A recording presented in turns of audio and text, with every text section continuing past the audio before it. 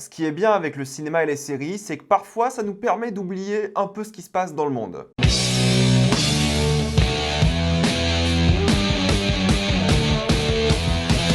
House of the Dragon, saison 2, épisode 3. Comme d'habitude, il n'y aura que des spoilers dans cette vidéo, donc si vous n'avez pas vu l'épisode 3 de la saison 2 de House of the Dragon, quittez cette vidéo et revenez après, car je vais spoiler dans 3, 2, 1, c'est parti. L'épisode 3 d'aujourd'hui commence dans un environnement un petit peu différent, et j'aime beaucoup juste cette série parce qu'on voyage beaucoup. Tu vois qu'ils ont pris le temps d'aller tourner dans des endroits différents à chaque fois, et ça j'aime beaucoup parce que c'est un énorme monde, en théorie, qu'on voit là. Alors oui, ça voyage moins que dans Game of Thrones, évidemment, mais je trouve que la série arrive à être rafraîchissante à chaque fois visuellement, avec les nombreux endroits dans lesquels il tourne, avec la qualité des effets spéciaux, avec la mise en scène, la photo et tout. Et là, on est plongé dans une guerre entre deux peuples qui se détestent depuis la nuit des temps, mais ils ne savent pas pourquoi. Et c'est un peu toute la thématique de cette saison, au final. C'est la manière dont il faut contrôler ses émotions pour ne pas arriver à la guerre. C'est de comprendre stratégiquement pourquoi est-ce qu'on veut aller à la guerre, consolider son équipe ou sa famille pour pouvoir survivre cette guerre. Et là, on découvre dans cet épisode-là un pan qui est assez intéressant et nouveau. C'est le fait de ne même plus savoir pourquoi tu vas à la guerre. Et ces deux familles-là qui luttent au début, on apprend qu'elles ne savent plus. Elles ne savent plus pourquoi elles se détestent. La raison a été oubliée et j'adore cet argument que propose la série. C'est le sang et la violence qui bouffent littéralement les gens, leur conscience, leur intelligence et leurs émotions qui prennent le dessus. Et là, on le voit avec cet exemple de plein de personnes qui sont décédées. Et l'excuse ici, cette fois-ci, c'était juste l'allégeance aux deux familles différentes, Team Green ou Team Black. Mais en réalité, la vraie raison est la haine qu'ils ont pour chacun d'entre eux depuis toujours. Et ça montre évidemment aussi la division qui est créée par la lutte des familles. Mais on a ce plan qui est génial parce que de une, ça montre énormément de personnes décédées. On a l'impression que la maladie va contaminer le paysage et la destruction que ça mène et en vie humaine et matérielle. La terre est à feu et à sang et j'ai beaucoup aimé voir de plus en plus le monde de tous les jours souffrir de cette guerre et ne pas uniquement se concentrer sur les familles. C'est super en termes de mise en scène, simple, efficace et court, et je trouve qu'encore une fois, en termes de qualité de production, c'est un niveau au-dessus quoi. Personne fait aussi bien que HBO avec Game of Thrones. Et lorsque je parle de production, je parle aussi de musique. Il y a deux thèmes dans cet épisode-là qui ont été vraiment excellents et d'après moi n'ont pas été assez utilisés. T'as un thème par exemple lorsque Kristen Cole va à la guerre, des notes que t'as l'impression que t'as jamais entendues dans Game of Thrones, mais c'est passé tellement vite que t'as envie de découvrir de nouvelles musiques parce que là je pense que la musique se repose un peu trop sur ses lauriers. C'est le classique Game of Thrones, mais là quand t'entends de nouvelles choses à l'oreille, musicalement ça fait vraiment plaisir. Et il y a deux thèmes dans cet épisode-là qui m'ont vraiment plu et j'aurais juste aimé les entendre un peu plus. Et ce qui est intéressant, c'est qu'on plonge de plus en plus dans la politique avec les deux tables de guerre. Chaque table cite énormément de lieux, de familles pour justement montrer aux dirigeants respectifs ce qu'il faut faire et que la table de guerre est souvent en opposition avec le dirigeant, que ce soit du côté d'Aegon ou de Rhaenyra. Tu vois qu'il y a une vraie division qui est créée pour différentes raisons, que ce soit d'un côté le manque de compétences ou en tout cas le manque de confiance dans le leadership. Tu vois que les deux familles sont divisées et politiquement et au sein même de la famille. Parce qu'ils citent plein de stratégies politiques, mais c'est toujours aux dirigeants, au roi de décider. On se concentre de plus en plus sur le discours de guerre et la stratégie, que ce soit entre les armes nucléaires que sont les dragons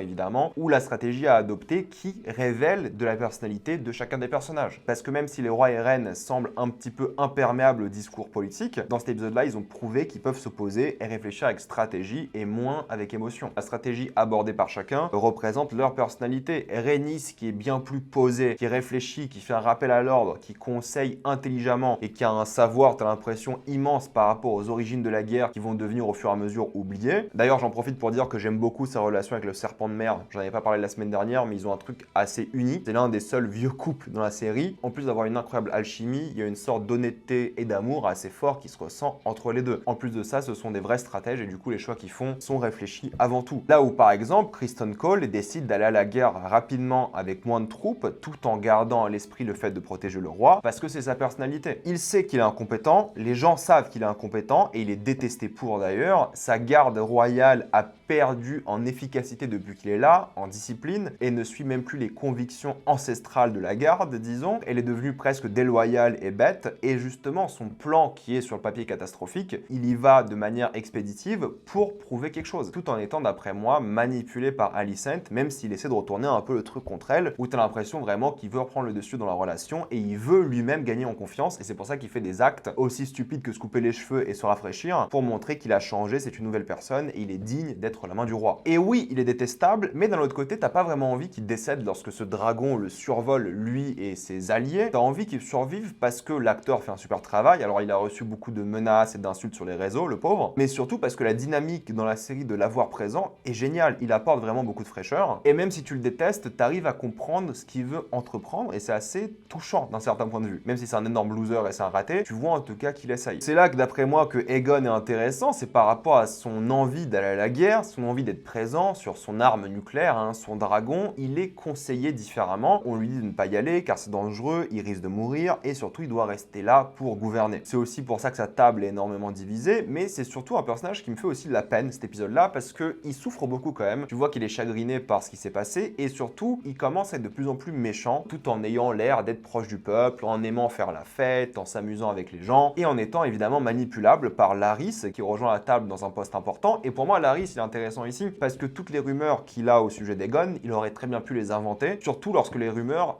visent Alicent dont il a envie de se venger. Parce qu'à la base, il avait un truc avec Alicent, une sorte de perversion un peu sexuelle, et on voit qu'il a été remplacé dans cette saison. Donc il a toutes les raisons de se venger d'Alicent, et en même temps, il veut gagner en pouvoir et mentir sur des rumeurs avec une belle phrase. Hein. Ça ne compte pas qui a créé ces rumeurs, ça crée une dynamique aussi vraiment intéressante dans la série. Mais la présence d'Aegon par rapport au peuple est vraiment bien montrée par rapport à ce plan séquence qui avance dans cette énorme scène. Plein de figurants, plein de décors différents et un brouhaha pas possible, mais super bien montré pour montrer justement ce que le peuple vit pendant que les autres font la guerre. Et c'est là que tu vois le manque de sérieux du roi, mais surtout la relation qui se développe avec Aemon. Parce que Aemon, dans cet épisode-là, est très calme, posé. C'est pour ça qu'il joue avec une pièce. Hein. C'est pour montrer à quel point il est calme et il peut maîtriser la situation. Et surtout, ça montre sa fragilité et la division qu'il va avoir avec son frère. Parce que justement, on l'a pris dans un endroit très vulnérable. Il est littéralement nu et même pas en train de coucher avec une femme. Hein. Il est là en train de faire des câlins et les gens sont venus se moquer de lui. Aemon le cruel, qui est un peu remis à sa place et qui doit accepter que n'importe quel autre homme couche avec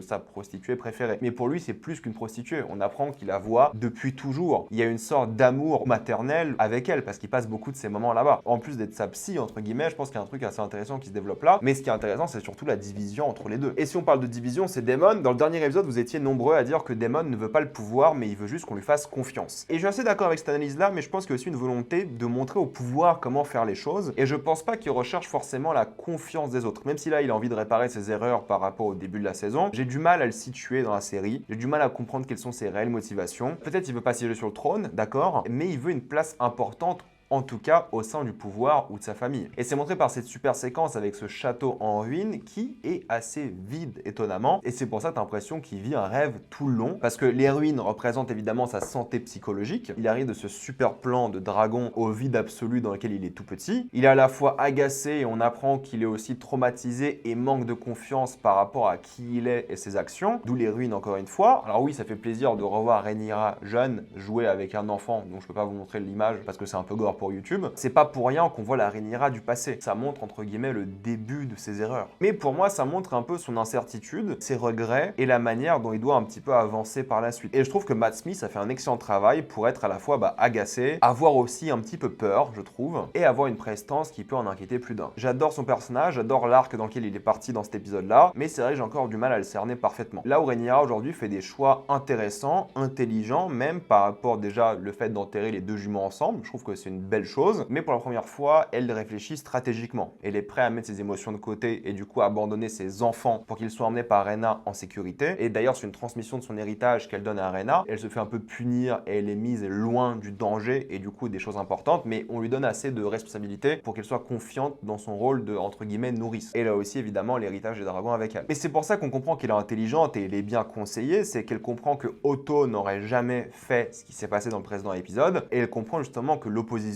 n'est plus non plus rationnelle. La guerre peut facilement se lancer. Et la meilleure solution aujourd'hui, c'est de résoudre ça calmement et en agissant. C'est pour ça que la relation avec Mysaria est intéressante. En plus d'avoir ce côté de confiance un peu féminine, elle est obligée d'agir en pleine discrétion. Et c'est le 3e épisode de la saison pour l'instant qui finit avec une séquence d'infiltration où des personnages ne doivent pas se faire repérer pour arriver à leur objectif. Et celui-ci était de loin le meilleur, non pas parce que l'infiltration était stressante ou flippante, mais c'est juste la rencontre qui est bien faite. Ce sont ici deux femmes qui s'aiment amicalement, voire un peu plus, qui sont géographiquement assez proches l'une de l'autre et qui aimeraient continuer à être amies, mais elles ont choisi leur allégeance. Et c'est ça qui est fort, c'est la rencontre entre deux amis qui ne peuvent plus être amis, qui doivent adhérer à des tactiques d'espionnage pour réussir et qui souhaitent arrêter la guerre, mais elles ne peuvent pas. Alicent a perdu le pouvoir et le contrôle, et Rhaenyra surtout découvre le quiproquo qui a débuté toute cette histoire. Mais encore une fois, c'est trop tard. Donc il a compris la source du problème, d'où la thématique de cet épisode, mais il est déjà trop tard et personne va s'en rappeler ou même croire ce qui s'est passé. Parce que même si on explique que tout ça c'est un quiproquo, ils vont pas vouloir abandonner le pouvoir. Le pouvoir est déjà installé et forcément ça mène obligatoirement à la guerre. C'est pour ça que c'est une rencontre assez fataliste, mais belle et émouvante et à la fois nostalgique et dramatique parce que c'est potentiellement la dernière rencontre entre elles sans être ennemies. Parce que même là, Alicent, même si elle accepte le quiproquo ou pas d'ailleurs, hein, elle sait que c'est trop tard. Mais on appréciera tout de même le pardon proposé par Helaena à Alicent parce que je pense qu'Alicent en avait beaucoup besoin pour être moins rongée. Mais elle sera évidemment sûrement bien plus tourmentée à partir de maintenant parce que même si elle pensait bien faire, à la base en tout cas, c'est elle qui a déclenché toute cette guerre, entre guillemets encore une fois. Donc honnêtement, encore un bon épisode, hein. On voit jamais le temps passer, il se passe énormément de choses, c'est dense, les intrigues avancent. Je pense que ceux qui s'attendaient évidemment à de l'action seront déçus durant cette saison parce que c'est pas le but et ça n'a jamais été le but de Game of Thrones, mais je trouve que ça avance bien, on s'ennuie jamais et tu vois un peu le début de l'ébullition qui va exploser d'épisode en épisode et ça peut arriver à n'importe quel moment et exploser de tous les côtés. Donc honnêtement, je suis fan comme d'habitude, j'aime beaucoup et je compte sur vous pour mettre votre avis dans les commentaires. Abonnez-vous à la chaîne pour voir les prochaines vidéos, mettez un j'aime, ça aide beaucoup la chaîne. Suivez-moi sur tous mes réseaux pour plus de contenu exclusif et moi je vous dis à la prochaine fois. Salut à tous.